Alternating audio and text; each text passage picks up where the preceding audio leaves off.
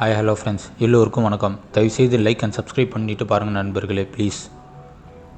இப்போது நீங்கள் என்ன நேரம், அதே மாதிரி நீங்கள் எந்த ஊர்லேருந்து பார்க்குறீங்க? சென்னையா, கோயம்புத்தூரா, மதுரையா, ஊத்தங்கரையா, வெளிநாடா, அமெரிக்காவா, சவுதியா, துபாயா, பெங்களூரா? தயவுசெய்து எந்த ஊருன்னு சொல்லுங்கள். அதே மாதிரி உங்கள் பேருக்கும் கூட கொஞ்சம் கமெண்டில் சொன்னிங்கன்னா கண்டிப்பாக நான் உங்களுக்கு ரிப்ளை பண்ணுறேன். இந்த கதை உங்களுக்கு கண்டிப்பாக பிடிக்கும்னு நம்புகிறேன். அதனால் தயவுசெய்து சப்ஸ்கிரைப் பண்ணிவிடுங்க, பெல் ஐக்கானுக்கு தட்டிடுங்க.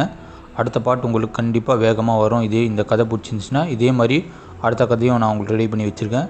சென்னை அருகிலுள்ள ஒரு சின்ன ஊர், திருவள்ளூர் பக்கத்தில் ஒரு கிராமத்தில் தான் இருக்கேன். 23வது வருஷத்தில் மழை பெஞ்சிட்டே இருந்துச்சு. ஒரு மாலை நேரம், சாயங்கால நேரத்தில் சாலை எல்லாமே சுத்தமாக தண்ணி தேங்கிட்டு வாகனங்கள்லாம் மெதுவாக போயிட்டே இருந்துச்சு. போலீஸ் இன்ஸ்பெக்டர் பேர் விஜய். கிட்டத்தட்ட ஒரு 33 வயசு வச்சுக்கோங்களேன். கருப்பு நிற உடம்போடு உயரமாக, தோள்கள் அகலமாக இருந்துச்சு. அந்த மனுஷன் அந்த நாள் டியூட்டி முடிஞ்சு ஹோம் டவுனுக்கு திரும்பி வந்தான். அவருக்கு அலும்பு தெரிஞ்சாலும் கண்கள் அதே கடமை உணர்வு ஒரு நொடி கூட குறையாமல் இருந்துச்சு. அப்போ அந்த அரசு பள்ளி முன்னாடி தான் ஒரு சின்ன சத்தம் கேட்டுகிட்டே இருந்துச்சு. ஒரு 13 வயசு மாணவன் ஒரு டீச்சர் திட்டிகிட்டே இருந்தார். கோபத்தில் கத்தினான். அந்த டீச்சர் யார் தெரியுமா? அவரோட பேர் தான் சுரேஷ். கிட்டத்தட்ட 29 வயசு, மெல்லிய உடம்பு, முகத்தில் எப்போதுமே ஒரு இனிமையான புன்னகை இருக்கு. இளம் ஆசிரியர். அவர் அந்த பையனோட கோபப்பட்டதால் அமைதியாகவும் பொறுமையாகவும் திருந்திட்டே இருந்தார். அப்பா கோவம் அந்த மனசை அமைதிப்படுத்தி, நீ என்னை திட்டினாலும் நான் உன்னை விட்டு விடவே மாட்டேன் என்று மெல்லிய குரலில் சொன்னார். விஜய்க்கு அந்த காட்சி ரொம்பவே பிடிச்சி போச்சு. காரை மெதுவாக நிறுத்தினார். இந்த காலத்தில் இப்படி பொறுமையாக அன்பாக பேசுகிற ஆசிரியர் இருக்காரா என மனசுக்குள்ளே நினச்சிட்டே இருந்தார். அவருக்கு பள்ளி நினைவுகள் எல்லாமே வந்து போக ஆரம்பிச்சிச்சு. அந்த ஆசிரியர் பார்த்தோன்னே தான் பையன் காலத்தில் இருந்த ஆசிரியர் எப்படி இருந்தாங்க, ஆனால் இப்போல்லாம் ஆசிரியருக்கு இவ்வளோ பொறுமையாக அழகாக காதலிக்கிற மாதிரி பேசுகிறாங்களே அப்படின்னு சொல்லிட்டு போலீஸ்காருக்கு ஒரு ஃபீலிங் வந்துச்சு. சுரேஷின் அந்த முகம், அந்த புன்னகை, அந்த அமைதி, அந்த காதல் எல்லாமே விஜய்க்கு ஒரு வித்தியாசமான ஒரு உணர்வை கொடுக்க ஆரம்பித்து விட்டது. விஜய் காரெல்லாம் லாக் பண்ணிவிட்டு நடந்து போனார். என்ன சார் பிரச்சனை, ஏதாவது பிரச்சனையான்னு கேட்டதுக்கு, ஏதாவது உதவி வேணுமான்னு கேட்டதுக்கு அமைதியாக கேட்டார். சுரேஷ் திரும்பி பார்த்தார். அந்த பார்வை, அந்த 2 கண்களில் காந்தம் அலைகள், காதல் அலைகள், 2 பேருக்கும் ஒரு வினாடி இதயம் தடுமாறியது. விஜய்க்கு அந்த முகம் எங்கேயோ பார்த்த மாதிரியே ஒரு ரொம்ப பழக்கப்பட்ட மூஞ்சி மாதிரி தெரிய ஆரம்பிச்சிச்சு. சுரேஷும் ஒரு நொடி அப்படியே பார்த்துக்கிட்டே இருந்தார். பிறகு மெல்ல சிரிச்சிட்டு, ஐஏஎஸ் ஆஃபீஸர் மாதிரி இருக்கீங்க சார். நான் சுரேஷ், ஆங்கிலம் எடுத்து சொல்கிறேன் சார் அப்படின்னு சொல்லிட்டு விஜய் சிரிக்க ஆரம்பித்தான். நான் விஜய், இன்ஸ்பெக்டர் எஸ்ஐயாக இருக்கேன். இங்கே தான் சென்னை பக்கத்தில் இருக்க திருவள்ளூர் என்ற ஊரில் இருக்கேன் அப்படின்னு சொன்னான். இந்த பக்கம் பேட்ரோலிங் வந்தேன். பையன் ஏதாவது தொந்தரவு பண்ணுறான்னு கேட்டதுக்கு இருவரும் கொஞ்சம் நேரம் பேசிகிட்டே இருந்தாங்க. பேசிகிட்டே இருந்துட்டு கொஞ்சம் கொஞ்சமாக 2 பேர்கிட்ட ஏதோ ஒரு உணர்வு தோண ஆரம்பிச்சிட்டே இருந்துச்சு. மழை சிறு சிறு துள்ளியாக பெஞ்ச ஆரம்பிச்சிட்டே இருந்துச்சு. சுரேஷ் தன் ஷர்ட்டெல்லாம் இழுத்துட்டு போட்டு விஜய்க்கு அவர் பார்க்கும்போது ஒரு வெதுப்பாக ஏற்பட்டுச்சு. அதான் காதல்னு வச்சுக்கலாம். அன்று அங்கேயே அறிமுகமாகிடுச்சு 2 பேருக்கு நடுவில். அதுக்கப்புறம் நாட்கள் போக போக பேச்சு கொஞ்சம் அதிகமாகிட்டே இருந்துச்சு. விஜய் அடிக்கடி அந்த பள்ளிக்கு ரவுண்ட்ஸ் போகணும்னு சொல்லிட்டு வர ஆரம்பிச்சிட்டார் பேட்ரோலிங் பண்ணுறதுக்கு. சில நாள் பள்ளியை விட்டு நேரத்தில் சுரேஷ்க்கு வகுப்பு எடுத்து முடிக்கும் வரை வெளியே நின்று காத்திருப்பார். சுரேஷ் வீடு அந்த ஊரோட கடைசி தெருவில் தான் இருக்கும். மஞ்சள் நிற சுவர்கள், முன்னாடி ஒரு சின்ன தோட்டம், மல்லிகை தோட்டம், மாந்தோட்டம் மாதிரி. அங்கே சில ரோஜா செடிகள்லாம் இருந்துச்சு. இரவு ஒரு 10 மணி இருக்கும். விஜய் வருவார். சுரேஷ் வெந்நீர் போட்டு டீ தயார் செஞ்சுட்டு வைப்பார். இருவரும் வராண்டாவில் உட்காந்து பேசுவாங்க, சிரிப்பாங்க, என்ஜாய் பண்ணுவாங்க. ஏன்னா நைட் ஷிஃப்ட்டு கூட பேட்ரோலிங் வருவான். விஜய் தன் போலீஸ் வாழ்க்கையை பார்த்து கொடுமைகளையும், இரவு ரவுண்ட்ஸ் போகும்போது நடக்கும் சின்ன சின்ன சம்பவங்கள், பிரச்சனைகள், அசம்பாவிதங்கள் எல்லாமே சொல்லுவான்னு. சில நாள் மனுஷன் மேலே நம்பிக்கையே வரமாட்டேங்குது. ஏன்னா மனுஷன் ஒரு பச்சோந்தி மாதிரி மாறிட்டே இருக்கும். மனுஷன்தான் இன்னொருத்தன் நல்லா இருக்குதுன்னு சொல்கிறேன்னு நினைப்பான்னு சொல்லிட்டு 2 பேரும் மனசுக்குள்ளே இருக்கிறது எல்லாமே ஷேர் பண்ண ஆரம்பித்தாங்க. ஆனால் உன்னை பார்க்கும்போது கொஞ்சம் நம்பிக்கை வருது எனக்கு மனுஷங்க மேலே அப்படின்னு சொல்லிட்டு மெல்லிய குரலில் சொல்ல ஆரம்பித்தான். சுரேஷ் தன் மாணவர்கள் கனவுகள் எல்லாமே, அவர் எழுதிய கவிதைகள், அவர் எழுதிய லெட்டர்கள், சில சிரமமான குடும்ப பின்னணியில் வரும் பசங்கள் கதை எல்லாமே எல்லார்கிட்டையும் பகிர்ந்து ஆரம்பித்தார். அவருக்கு பிடிச்ச விஷயமும் புத்தகங்கள் தான். ஒரு நல்ல புத்தகம் வாழ்க்கையை மாற்றிடும்னு சொன்னார். ஒரு நாள் ஆகஸ்ட் ஒரு 20ஆம் தேதி இருக்கும். சுதந்திர தின விழா. பள்ளியிலேருந்து கொடியேற்றத்துக்கு பாட்டு பேச்சு, ஓவிய போட்டி, டான்ஸ் போட்டி எல்லாமே நடந்துச்சு. விஜய் சுரேஷை சீஃப் கெஸ்ட்டாக அழைச்சார். வாங்க உங்கள் பள்ளி விழாவுக்கு வரேன் அப்படின்னு சொல்லி வந்திருந்தார். விழா முடியும் நேரத்தில் மழை செம்மையாக அதிகமாக பெய்ய ஆரம்பிச்சிச்சு. ஏன்னா மழை முடிகிறதுக்கு 11 மணி ஆச்சு. முடிஞ்சவொடனே அவ்வளோ மழை, மரங்கள் எல்லாமே சாய ஆரம்பிச்சிச்சு. இருவரும் ஒரு பெரிய மரத்தடியில் நின்று சுரேஷ் கொஞ்சம் நடுங்க ஆரம்பிச்சிட்டான் குளிரில். என்ன பண்ணுன்னு தெரில. விஜய் தன் போலீஸ் ஜாக்கெட் எல்லாமே கழட்டி சுரேஷ் தோளில் போட்டு, இந்தா நீ தான் குளிருக்கு தாங்க மாட்டேன், உன் உடம்பு நடுங்குது, என் ஜாக்கெட் வேணா நீ வச்சுக்கோன்னு சொல்லி கழட்டி கொடுத்துட்டான். இதை போட்டுங்கன்னு சொன்ன மெல்லியே சொன்னான். அந்த நேரத்தில் 2 பேரின் கண்கள் சந்திச்சு மழையில் காதல் வளர ஆரம்பிச்சிச்சு. மழை சத்தத்துக்கு நடுவில் அவர்கள் இருவரின் இதயம் வேகமாக அடிக்க ஆரம்பிச்சிச்சு. சுரேஷின் கண்களில் ஒரு வித்தியாசமான ஒளி. விஜய்க்கு உள்ளுக்குள்ளே ஏதோ ஒரு உணர்வு பெருகியது. ஆனால் அப்போ எதுவுமே சொல்லலை. இருவரும் மௌனமாக நின்னாங்க. மழை துளிகள் அவர் மேலே விழுந்துச்சு.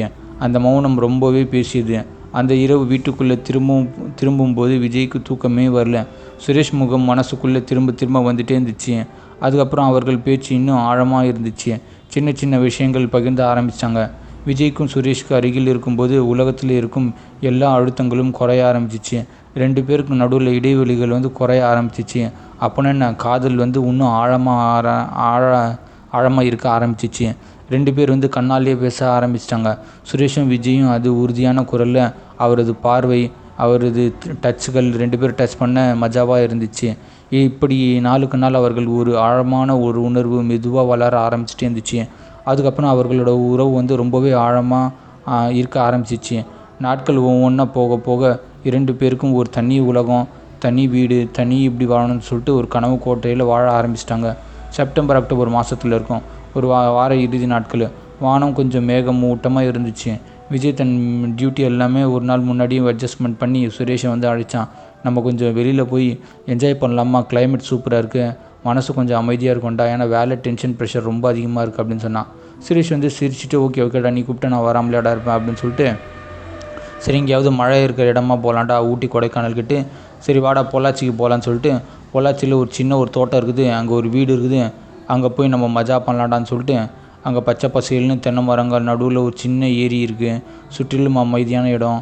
காரை ஒரு மரத்தடியில் நிறுத்திட்டு இருவரும் நடக்க ஆரம்பிச்சிட்டாங்க. கால்கள் தரையில் பட்டு வரும் சத்தம் தவிர வேறு எதுவுமே கேட்கல. விஜய் கொஞ்சம் நேரம் மௌனமாக இருந்தான். பிறகு மெல்ல தன் மனசை திறக்க ஆரம்பித்தான். சுரேஷ், எனக்கு உன்னை பார்க்கும்போது மட்டும் என் உலகத்தில் இருக்கிற எல்லாமே அழுத்தமாக குறைய ஆரம்பிச்சிச்சிடான். உன் புன்னகை, உன் பேச்சு, உன்னோட அமைதி எல்லாமே எனக்கு ஒரு புது அமைதியை தருதுறான். இது சரியா இல்லைன்னு எனக்கே தெரியாது. சமூகம், வேலை, குடும்பம் என எல்லாமே தடையாக நிற்குது. ஆனால் என்னால் இந்த உணர்வு எப்படி மறைக்கிறது முடியவே தெரியலடா. எனக்கு அவ்வளோ காதல் பொங்கிட்டு நிற்கிறான். விஜயின் குரல் கொஞ்சம் நடுங்க ஆரம்பிச்சிச்சு. அவருக்கு இப்படி உள்ளுக்குள்ளே இருக்கிற விஷயத்தில் வெளியில் சொல்கிறதுக்கு இதுதான் முதல் தடவை. சுரேஷ் நின்று போனார். அவருக்கு கண்கள் கலங்க ஆரம்பிச்சிச்சு. கொஞ்சம் நேரம் பேசாமல் இருந்துட்டு பிறகு மெல்ல குரலில் சொல்ல ஆரம்பிச்சிட்டாரு. எனக்கும் அப்படி தான் விஜய், உன்னை பார்க்கும்போது எனக்கு ஒரு பாதுகாப்பு உணர்வு தோண ஆரம்பிச்சிச்சு.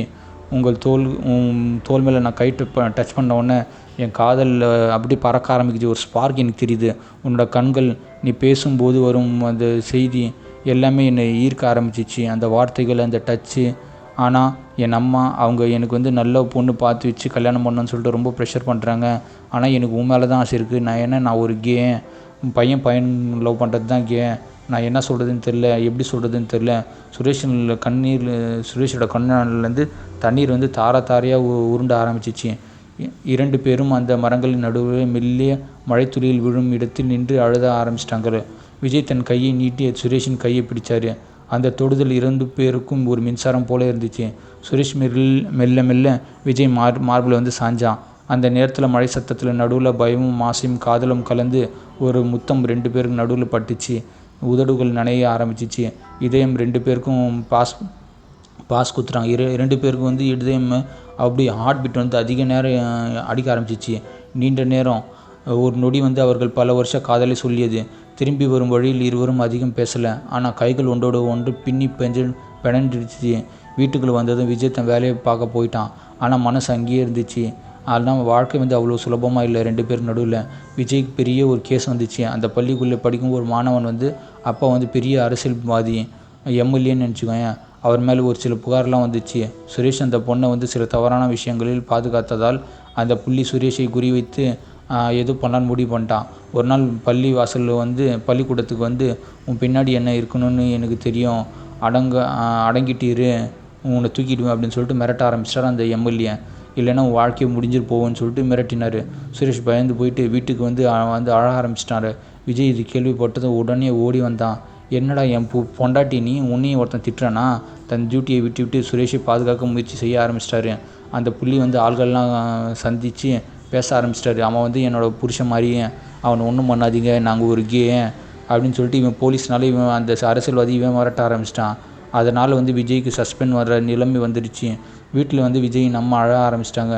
மகனே, உன் வேலை, உன் எதிர்காலம், உன்னோட பேர் எல்லாமே கெட்டு போகுதுடா அந்த ஒரு பையனால், அவனை விட்டுறான்னு சொல்லிட்டு அம்மா ஒரு சைட் ப்ரெஷர் பண்ண ஆரம்பித்தாங்க. இதெல்லாம் போயிட்டே இருக்கும்போது இது வந்து சரியான பாதை இல்லைன்னு சொல்லிட்டு கதறி அழ ஆரம்பிச்சிட்டாங்க அம்மா. சுரேஷும் தன் அப்பா ஃபோன் பண்ணி பேச ஆரம்பிச்சிட்டாரு. குரல் வந்து நடுங்க, அப்பா நான் யாரும் காதலிக்கலப்பா, எல்லாமே நார்மலாக தான்ப்பா இருக்குது அப்படின்னு சொல்லிட்டு அவன் போய் சொன்னான். ஏன்னா அப்பா அழுகிறது இவனால் பார்க்க முடியாது. ஃபோன் வச்சதும் தரையில் உட்காந்து அழ ஆரம்பிச்சிட்டான் இவனே. இவன் உடஞ்சி போச்சு. இரவு முழுக்க தூக்கமே வரல. ஒரு நாள் இரவு இருக்கும், மழை பலமாக பெஞ்சிட்டே இருந்துச்சு. விஜய் வந்து தன் யூனிஃபார்ம் கூட மாற்றாமல் சுரேஷ் வீட்டுக்கு ஓடி வந்தான். கதவை தட்டி பார்த்தான். சுரேஷ் வந்து திறந்து உள்ளே வந்து அவரை வந்து இறுக்கமாக கட்டி பிடிச்சிட்டான். என்னால் எல்லாம் உன்னை விட்டு இருக்க முடியாதுடா. வீட்டில் எல்லாம் எவ்வளோ ப்ரெஷர் வேணாலும் போட்டோம், இந்த சமூகம் என்ன வேணாலும் தடை போட்டோம், குடும்பம் எதிர்காலம் என்ன வேணாலும் பண்ணிட்டோம், வேலை கிடைக்குதோ கிடைக்கல எனக்கு தெரில, ஆனால் என் இதயம் வந்து உங்ககிட்ட நான் கொடுத்துட்டேன். இப்போ வந்து அது இப்போ என்னால் அது இல்லாமல் இருக்க முடியலடா, ஒரு நொடி கூட என்னால் இருக்க முடியலன்னு சொல்லிட்டு கண்ணீர்லேருந்து அழுதுட்டு கட்டி பிடிச்சிட்டு எல்லாத்தையும் சொல்ல ஆரம்பிச்சிட்டான். சுரேஷும் விஜயும் இறுக்கமாக அணைச்சிட்டாங்க. இருவரும் நெடுநேரம் கட்டி பிடிச்சி அழுதாங்க. மழை சத்தம் வெளியே கேட்டுகிட்டே இருந்துச்சு. உள்ளே அவர்கள் இருவரின் இதயம் சத்தம் அதிகமாக ஒளிஞ்சிட்டே இருந்துச்சு. அந்த அழுகை, அந்த அணைப்பு, அந்த வார்த்தைகள் எல்லாமே அவர்களுக்கு ஒரு புது தைரியத்தை கொடுத்துச்சு. வாழ்க்கை எவ்வளோ சிரமமாக இருந்தாலும் ஒருவருக்கொருவர் இருந்த போதும்னு அவர்கள் மனசார உணர ஆரம்பிச்சிட்டாங்க. அந்த இரவு அவர்களுக்கு மறக்க முடியாத ஒரு இரவாக மாறிச்சு. கிட்டத்தட்ட நவம்பர் டிசம்பர் மாதம் வானம் வந்து கொஞ்சம் மழை பெய்கிற மாதிரி இருந்துச்சு. விஜய்க்கு வந்து சஸ்பெண்ட் ஆர்டரும் வந்துச்சு. ஏன்னா அரசியல்வாதி ப்ரெஷர் பண்ணதுனால அவனுக்கு சஸ்பெண்டும் கொடுத்துட்டாங்க. அந்த கடிதத்தை பார்க்கும்போது அவருக்கு உலகமே தலைகீழாக திரும்பிய மாதிரி இருந்துச்சு. இப்போ என்ன பண்ணுறதுன்னு தெரில. இவன் வந்து இந்த காதலுக்காக வேலையும் துரத்திட்டாங்க. வீட்டில் வந்து ரொம்ப அம்மா அழ ஆரம்பிச்சிட்டாங்க. நான் முதல்ல சொன்னேன்லடா, அவன் கூட சேர்ந்த உடனே பாரு உனக்கு வேலையை தூக்கிட்டாங்கன்னு சொல்லிட்டு, என் மகடிக்கு இப்படி ஒரு நிலமை வரும்னு நான் கனவுல கூட நினைக்கல அப்படின்னு சொல்லிட்டு அம்மா வந்து இதை நினச்சி அழ ஆரம்பிச்சிட்டாங்க கதறி. விஜய் வந்து எதுவுமே பேசலை. வெளியில் போய் ஒரு மரத்தடியில் உட்காந்து இவனும் அழ ஆரம்பிச்சிட்டாங்க. கண் வந்து கலங்கிட்டு சுரேஷ் முகம் மனசுக்குள்ளே தெரிஞ்சிச்சு. அதே நேரத்தில் சுரேஷும் பள்ளியில் இருந்து ராஜினாமா செஞ்சுட்டு வந்துட்டான். முதல்வர் வந்து அவர் வந்து அழிச்சு, உன் பின்னாடி பிரச்சனை வருதுப்பா, நீ விலகிக்கோப்பா அப்படின்னு சொல்லிட்டு பிரின்சிபல் சொன்னவொடனே சரி ஓகேன்னு சொல்லிட்டு சுரேஷ் ரிசைன் பண்ணிட்டான். சுரேஷ் வீட்டுக்கு வந்தது தலையில் கையை வச்சு அழ ஆரம்பிச்சிட்டான். ஒரு சின்ன மஞ்சள் பெட்டியில் அன்று இரவு முழுக்க இருவரும் ஃபோன் பேசிகிட்டே இருந்தாங்க. நம்மளால இங்கே வந்து இருக்கவே முடியாது விஜய், எல்லாரும் பார்த்து பேசுகிறாங்க, சுரேஷ் மெல்ல சொல்ல ஆரம்பிச்சிட்டான். விஜய் ஒரு நொடியை யோசித்து, நாளைக்கு நம்ம திருச்சி பக்கம் போகலாமா, அங்கே ஒரு சின்ன கிராமம் தெரிஞ்சுது கொஞ்சம். அடுத்த நாளே இருவரும் ஒரு சின்ன பையை மட்டும் எடுத்துக்கிட்டு பஸ்ஸில் ஏறி திருச்சி அருகே இருக்கும் ஒரு கிராமத்துக்கு, துறையூர் கிராமத்துக்கு போனாங்க. அங்கே பச்சை வெயில்கள், தண்ணி நல்லா ஓடுற சத்தம், செம்ம சில்லுன்னு காற்று, நீல நிறம் எல்லாமே அவர்களுக்கு ஒரு புத்தம் புதுசு உலகமாகவே மாறிடுச்சு. ஒரு சின்ன வீட்டு வாடகை எடுத்துட்டாங்க. முன்னாடி மாடு வந்து மேய்ஞ்சிட்டு இருக்குது. பக்கத்தில் ஒரு தென்னை மரங்கள் எல்லாம் இருக்குது. அந்த ஊரில் யாரும் அவர்கள் வந்து குறிப்பிட்ட கவனிக்கவே இல்லை. முதல் நாள் இருவரும் வெளியே நடக்க ஆரம்பிச்சிட்டாங்க.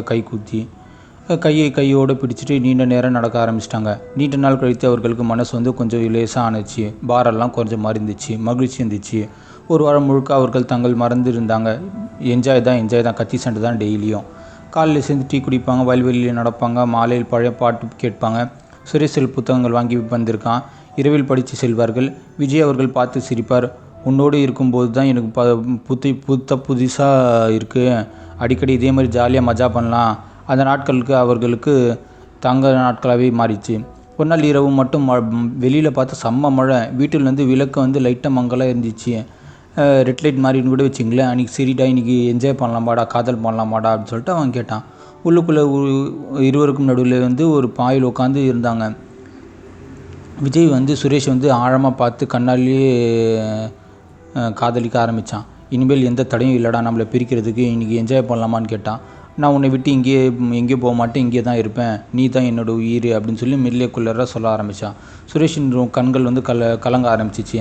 அவர் விஜயின் மார்பில் சாஞ்சிட்டான். அந்த இரவு அவர்கள் உணர்ச்சியில் எல்லாமே உச்சத்தை தொட்டி விட்டது.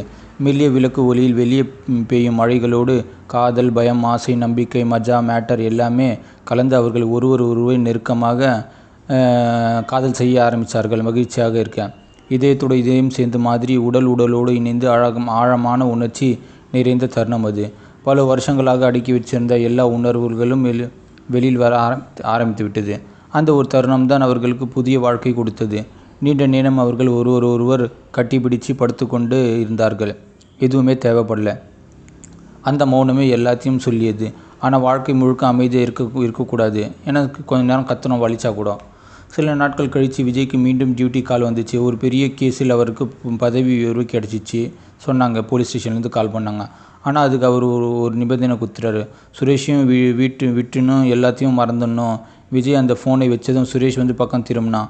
என் வேலை வேணுமா, ஆனால் உன்னை மட்டும் இல்லைன்னா நான் எனக்கு எதுவும் தேவையில்லை. நீ தான் எனக்கு வேலை முக்கியம், நீ முக்கியமானு கேட்டால் நீ தான் எனக்கு முக்கியம்னு சொல்வேன். நான் உன்னோட தான் இருப்பேன் அப்படின்னு சொல்லிட்டு உறுதியாக சொன்னான். சுரேஷ் வந்து அழுதான். எதிர்காலத்தை நான் கெடுக்க விரும்பலடா அப்படின்னு சொன்னான். ஆனால் விஜய் வந்து அவனை இறுக்கமாக பிடிச்சிக்கிட்டு, என் எதிர்காலமே நீ தான்டா, நீ இல்லாமல் நான் எப்படிடா ஒரு நாளும் வாழ முடியும். உங்ககிட்ட ஒரு நைட்டும் காதல் பண்ணுறது எவ்வளோ சுகமாக இருக்குது தெரியுமா.